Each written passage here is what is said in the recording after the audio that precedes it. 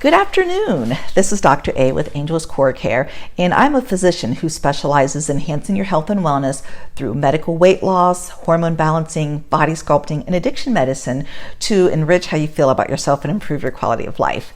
I would like to thank you for taking the time to join us here. If you are here live, please type hi in the comments so that I know you're here. And if you are watching the replay, I appreciate you taking the time to come back and visit us. Please type replay in the comments. And then also, if you have any questions, please feel free to type those in the comments as well, and I will do my best to answer them to the best of my ability. So my topic today is really a continuation of what I've been speaking about healthy weight, trying to be healthy overall.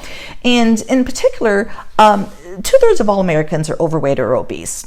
So that means if you're sitting and you look to the person to your left and you look at the person to your right and you look at the person in the mirror, 2 of those 3 people are overweight or obese, and they could benefit from some kind of treatment. And the reason why it's so important is because obesity increases the risk of things like high blood pressure, high cholesterol, diabetes, heart disease. And my passion as a physician is to attack these diseases, to try to prevent them or slow them down, or hopefully help people get off of their medications treating them, or prevent the need for medication. And so that really drives me to really reach out about overweight, obesity, and do what I can to help fight this pandemic. The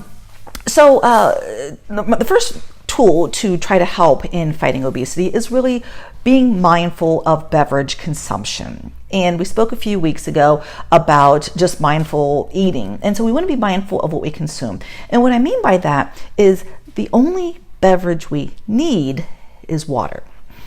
And our bodies are 40 to 60% water. And so water is really the only beverage we need. But there's a lot of other beverages that people like to consume.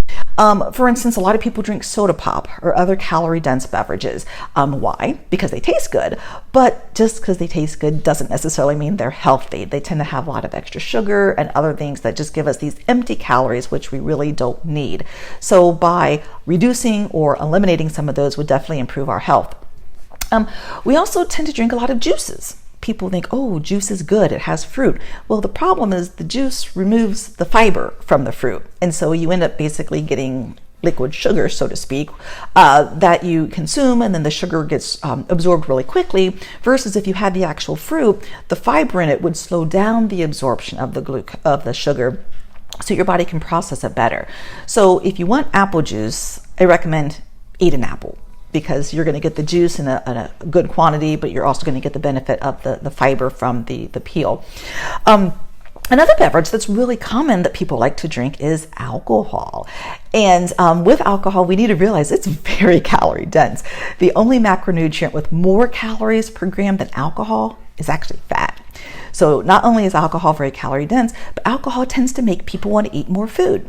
So not saying that you can't have an alcoholic beverage, but I explain to patients, understand cause and effect. If you have the alcohol, chances are you're going to eat more than if you didn't have the alcohol. So again, being mindful of the beverages we put in our body, with the best one out there being water, is one tool to help being more healthy and to help with weight management. Tool number 2 is being mindful of our food intake. And I brushed on that previously. We want to be mindful, first of all, of how we prepare our food. When we cook our food, we want to bake, boil, roast, broil, or grill it.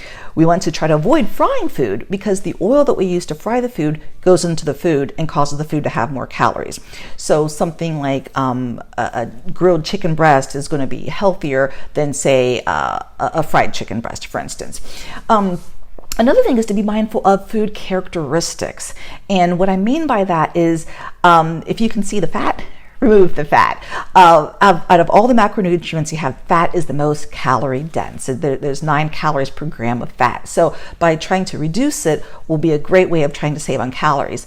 Some practical ways to do this, I mentioned the chicken, trying to remove chicken skin, for instance. If you have a piece of meat and you see the fat, trim the fat off. Yes, it may taste better with the fat, but again, the fat's going to be very, very calorie dense. Also, if you're over the age of 2, there's no need for whole milk anymore. Youngsters get the whole milk because it has extra fat to help with their brain development. But once you're 2, you no longer need whole milk. So think about 2% milk or 1% milk, or maybe even go out on skim milk, which is my personal preference. So being mindful of how we prepare food. We also want to be mindful of the food quantity. And what I mean by that is you can supersize something and maybe it's only 40 cents more, but it's probably a lot more in poundage and things that go in your hips and other parts of your body. I talk about how serving sizes have changed over time. When I was a little girl, if we went to a fast food restaurant, a small beverage was 12 ounces, a medium beverage was 16 ounces, and a large beverage was 21 ounces. Well, then the 12 ounce kind of became the kiddie size beverage, and the small became the 16 ounce, and the medium became the 21 ounce, and the large became the 32 ounce. And now, depending on where you go, the small is actually 21 ounces, the medium is 32 ounces, and the large is 44 ounces. So our serving sizes are huge, and especially when we get these beverages, and I just talked about being mindful of what we consume from a beverage standpoint, so many calories, and though it may only be a few cents more, it does a lot more to our health in a negative fashion. But being aware of the serving size.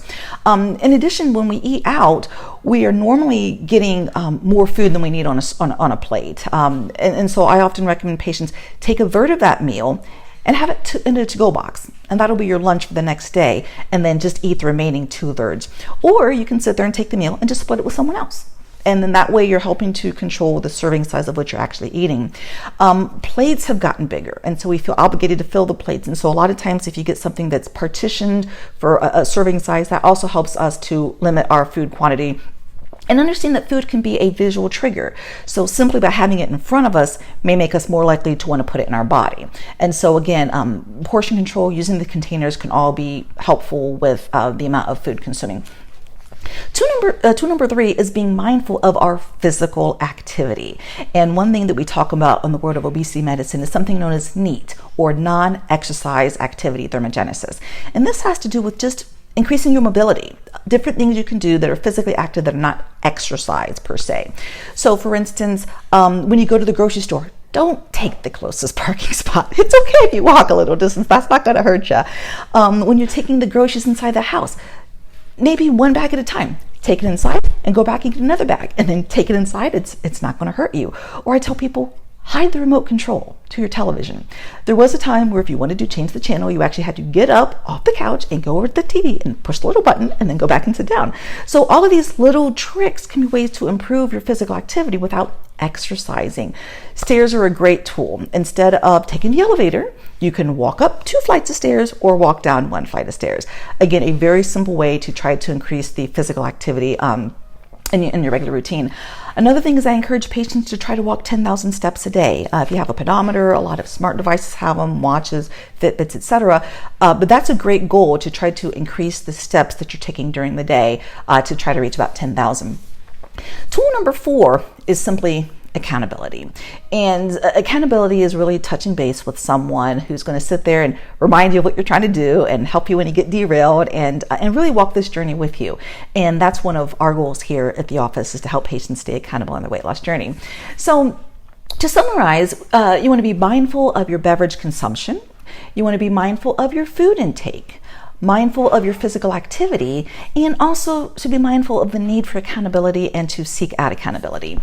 These are all tools that are very important for health, for weight management, and as a physician, I specialize in offering all of these and more in my office. So if this information is helpful, whether you're obese or pre-obese or not, please type helpful in the comments. And also please be sure to share this information, because again, my goal is to help combat the obesity epidemic and to help people have a healthier weight and decrease the risk of some of the complications of obesity. So imagine for a moment if we worked together. If you reached out and said, hey, you know what, I do want to try to lower my weight. I do maybe want to get off of some of my diabetes medications or reduce it. I had a patient just recently who we were able to cut their blood pressure medicine in half. We're about to discontinue the blood pressure medicine, or maybe get the cholesterol down, or maybe be able to walk more, or play, or go hiking, or get out on the tennis courts, or other things like that to improve your quality of life. Imagine if we worked together to help you get to those goals. We'd love to help you. That is truly our passion. So you can visit our website, prohealthservices.org, click on services, and there's a button that says medical weight loss, or you can give us a call at 614-442-2600, and we would love to meet with you for a consult and to talk about a plan specifically to help you achieve your weight loss goals.